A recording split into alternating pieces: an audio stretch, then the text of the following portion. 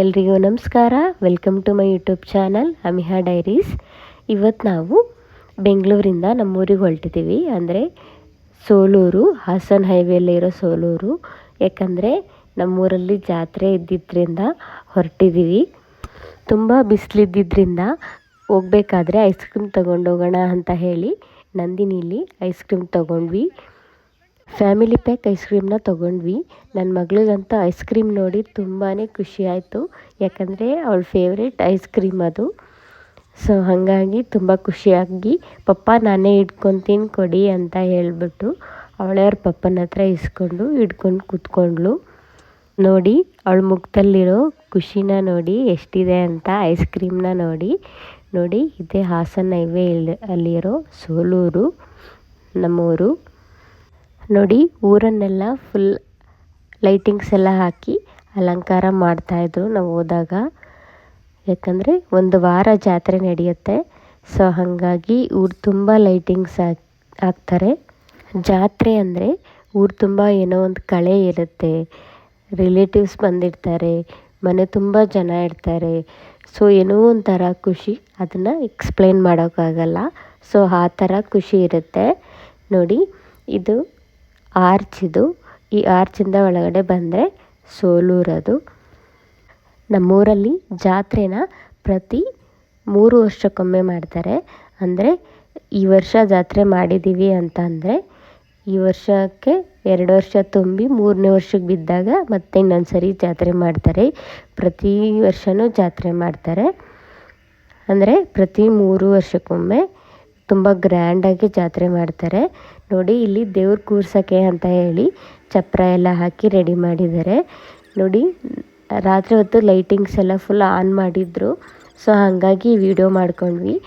ರಿಯಲಾಗಂತೂ ತುಂಬಾ ಚೆನ್ನಾಗಿ ಕಾಣಿಸ್ತಾ ಇತ್ತು. ವಿಡಿಯೋದಲ್ಲಿ ಚೆನ್ನಾಗಿ ಕಾಣಿಸ್ತಾ ಇದೆ.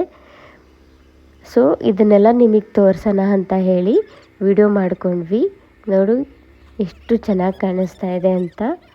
ನೋಡಿ ಜಾತ್ರೆ ಅಂದರೆ ಊರು ತುಂಬ ಲೈಟಿಂಗ್ಸ್ ಇರಲೇಬೇಕು. ಯಾಕಂದರೆ ಅದು ಒಂಥರ ಕಳೆ. ಜಾತ್ರೆನ ಎದ್ದು ಕಾಣಿಸೋಕ್ಕೆ ಮಾಡ್ತಾ ಇರುತ್ತೆ. ಎಲ್ರಿಗೂ ನೋಡಿ ಖುಷಿ ಆಗುತ್ತೆ.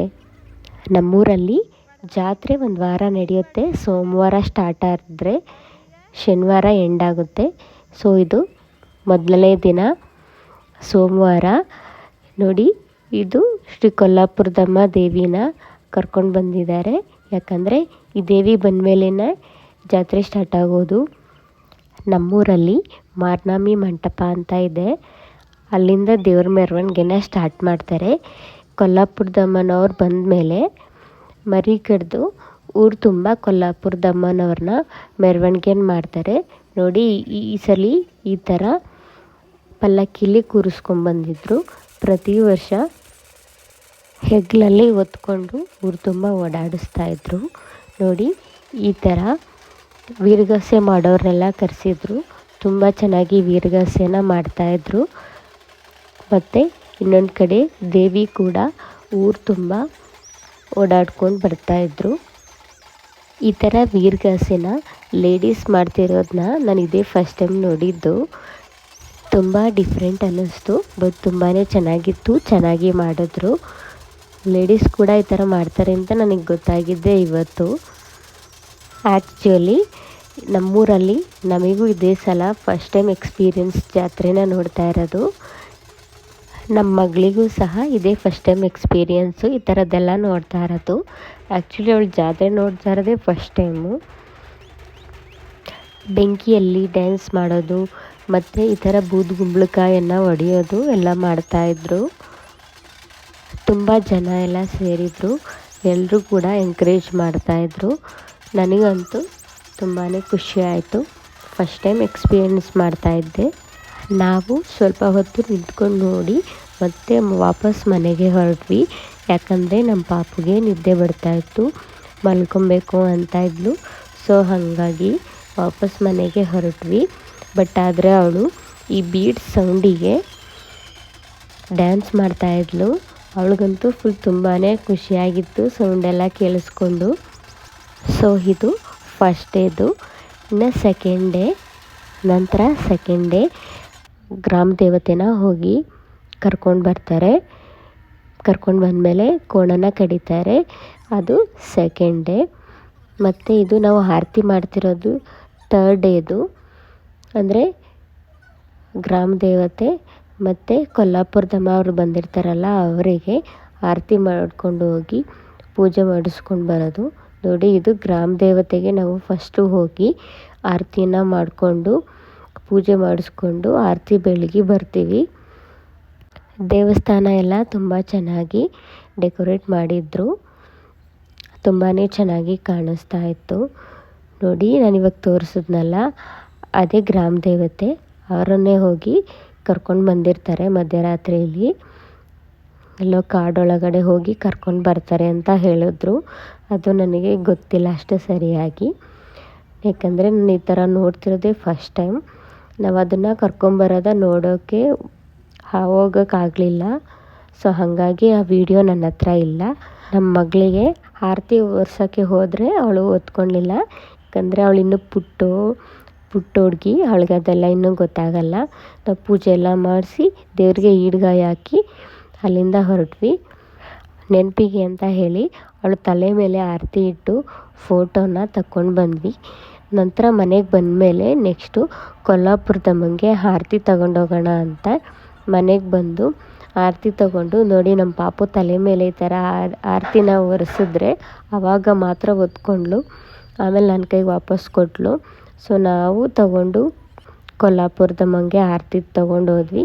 ನೋಡಿ, ಈ ಥರ ಚಪ್ರ ಹಾಕಿ ಎಷ್ಟು ಚೆನ್ನಾಗಿ ಅಲಂಕಾರ ಮಾಡಿದ್ದಾರೆ ಅಂತ ತುಂಬ ಚೆನ್ನಾಗಿ ಕಾಣಿಸ್ತಾ ಇತ್ತು. ನೋಡಿ, ಇದೇ ಕೊಲ್ಲಾಪುರದಮ್ಮ ದೇವಿ. ನಾವು ಹೋದಾಗ ಬೇರೆಯವ್ರು ಯಾರೋ ಪೂಜೆ ಮಾಡಿಸ್ತಾಯಿದ್ರು. ಸೊ ಹಾಗಾಗಿ ಅವ್ರದ್ದಾದ್ಮೇಲೆ ನಾವು ಮಾಡಿಸೋಣ ಅಂತ ಹೇಳಿ ವೆಯ್ಟ್ ಮಾಡಿ ಅವ್ರದ್ದಾದ್ಮೇಲೆ ನಾವು ದೇವರಿಗೆ ಆರತಿ ಬೆಳಗಿ ಪೂಜೆ ಮಾಡಿಸ್ಕೊಂಡು ಅಲ್ಲಿಂದ ಹೊರಟ್ವಿ. ಪೂಜೆ ಮಾಡಿಸ್ಕೊಂಡು ಮತ್ತು ನೆನಪಿಗೆ ಅವಳಿಗೆ ಫೋಟೋ ಇರಲಿ ಅಂತ ಹೇಳಿ ದೇವ್ರ ಮುಂದೆ ಆರತಿ ಒರೆಸಿ ಅವಳ ತಲೆ ಮೇಲೆ ಫೋಟೋನೋ ಮತ್ತು ವೀಡಿಯೋನೂ ತಗೊಂಡ್ವಿ. ಬೇರೆಯವರೆಲ್ಲ ಈ ಥರ ಆರತಿ ಹೊತ್ಕೊಂಡು ಬರ್ತಾರೆ. ನಾವು ಲಿಂಗಾಯತರು ಆ ಥರ ಯಾವುದೋ ಆರತಿ ಹೊತ್ಕೊಂಡು ಹೋಗಲ್ಲ. ನೋಡಿ, ಈ ಥರ ಕಾಂಪಿಟೇಷನ್ ಮೇಲೆ ಆರತಿಯನ್ನು ಮಾಡ್ಕೊಂಡು ಬಂದಿರ್ತಾರೆ. ಸೊ ಇದು ಥರ್ಡ್ ಡೇಯಲ್ಲಿ ಗ್ರಾಮ ದೇವತೆಗೆ ಆರತಿಯನ್ನು ಮಾಡ್ತಿರ್ತಾರೆ. ನಾವು ಆರತಿಯನ್ನು ನೋಡ್ಕೊಂಬರೋಣ ಅಂತ ಹೋಗಿದ್ವಿ. ಆವಾಗ ನನ್ನ ಮಗಳು ಈ ಬಲೂನ್ನ ತಗೊಂಡಿದ್ಲು 20 ರೂಪೀಸ್ ಕೊಟ್ಟು. ಆದರೆ ಅದು 120 ಸೆಕೆಂಡು ಸಹ ಇರಲಿಲ್ಲ.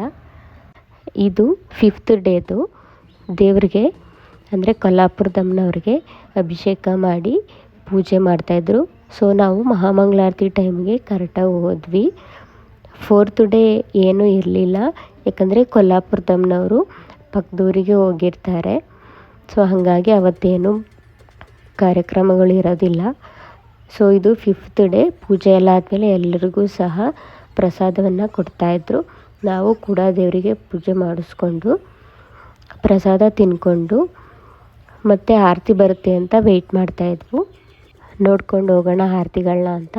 ಅಷ್ಟರಲ್ಲಿ ಅನ್ನ ಸಂತರ್ಪಣೆ ರೆಡಿಯಾಗಿತ್ತು. ಸೊ ನಾವು ಕೂಡ ಹೋಗಿ ಲೈನಲ್ಲಿ ಕೂತ್ಕೊಂಡು ಊಟ ಮಾಡಿದ್ವಿ. ಊಟ ಎಲ್ಲ ಆದಮೇಲೆ ಆರತಿಗಳು ಬಂದವು. ನೋಡಿ, ಒಬ್ರಿಗಿನ್ನ ಒಬ್ಬರು ಆರತಿ ತುಂಬ ಚೆನ್ನಾಗಿ ಮಾಡ್ಕೊಂಡು ಬಂದಿದ್ದಾರೆ. ಕಾಂಪಿಟೇಷನಲ್ಲಿ ಮಾಡ್ತಾರೆ. ಆರತಿ ಎಲ್ಲ ಆದಮೇಲೆ ನೈಟು ಗಾವು ಸಿಗಿಯೋದು ಅಂತಾರೆ, ಅದನ್ನು ಮಾಡ್ತಾಯಿದ್ರು.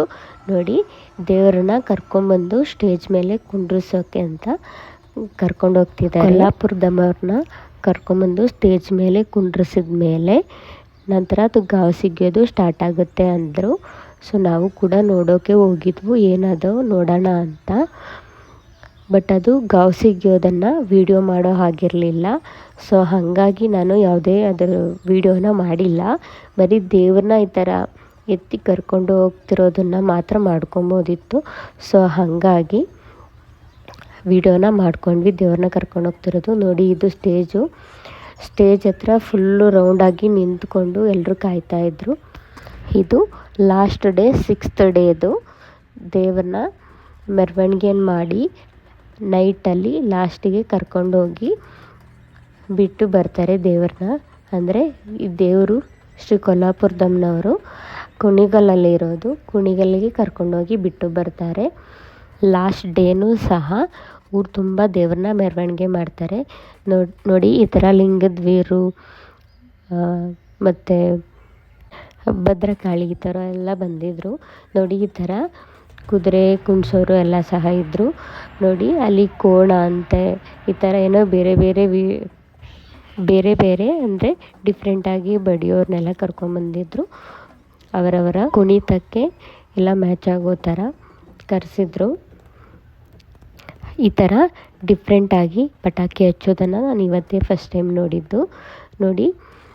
ಈ ಥರ ಮತ್ತೆ ಭದ್ರಕಾಳಿಯವರು ಆರತಿ ಮಾಡಿಸಿ ಮತ್ತೆ ಅಲ್ಲಿ ಬೆಂಕಿನ ಹಚ್ಚಿ ಅದರೊಳಗಡೆ ಡ್ಯಾನ್ಸ್ ಮಾಡ್ತಾರೆ. ಆ ಥರದ್ದೆಲ್ಲ ಮಾಡ್ತಾಯಿದ್ರು. ಇದೆಲ್ಲ ಕಾರ್ಯಕ್ರಮನ ಮುಗಿದ ಮೇಲೆ ಕೊಲ್ಹಾಪುರದಮ್ಮವ್ರನ್ನ ಕರ್ಕೊಂಡೋಗಿ ಬಿಟ್ಟು ಬರ್ತಾರೆ ಕುಣಿಗಲ್ಗೆ ನೋಡಿ. ಈ ಥರ ಆರತಿ ಎಲ್ಲ ಬೆಳಗಿದ ಮೇಲೆ ಎಲ್ರಿಗೂ ಸಹ ಆರತಿಯನ್ನು ಕೊಡ್ತಾಯಿದ್ರು. ತುಂಬ ಜನ ಅಂತಾಯಿದ್ರು ದೇವ್ರನ್ನ ಹೆಗ್ಲ ಮೇಲೆ ಹೊತ್ಕೊಂಡಿಲ್ಲ ಅಂದರೆ ಅದು ಜಾತ್ರೆ ಅನಿಸಲ್ಲ ಅಂತ. ಈ ವರ್ಷ ಅಷ್ಟೊಂದು ಚೆನ್ನಾಗಿರಲಿಲ್ಲ ಅಂತಾಯಿದ್ರು.